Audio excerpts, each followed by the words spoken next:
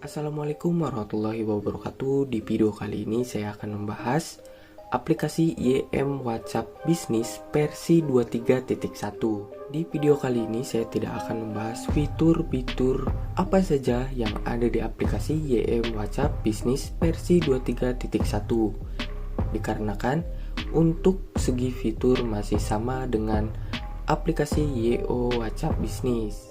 Di video kali ini saya akan memberikan solusi untuk teman-teman yang mengalami notifikasi kadaluarsa di aplikasi YO WhatsApp Bisnis mini versi 31.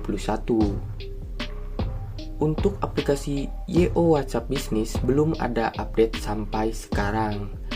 Dan untuk aplikasi YO WhatsApp Bisnis yang biasa juga belum ada update dan muncul notifikasi kadaluarsa. Saya curiga aplikasi YO WhatsApp Bisnis tidak akan update kembali.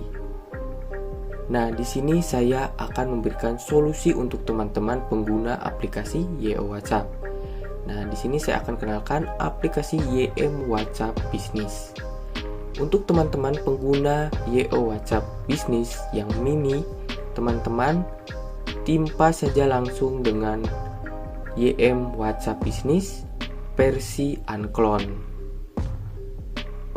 Dan untuk versi YO WhatsApp Bisnis akan otomatis tertimpa langsung oleh YM WhatsApp Bisnis. Dan untuk teman-teman pengguna YO WhatsApp Bisnis mini, terserah teman-teman mau menunggu update aplikasi YO WhatsApp Bisnis atau mengikuti arahan dari saya, yaitu timpa langsung menggunakan aplikasi YM WhatsApp Bisnis.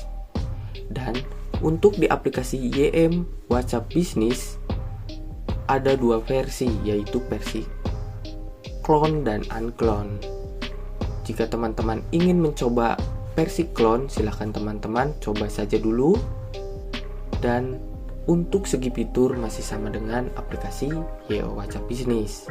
Mungkin itu saja pembahasan video kali ini. Mungkin di next konten saya akan membahas fitur-fitur yang ada di aplikasi YM WhatsApp Bisnis.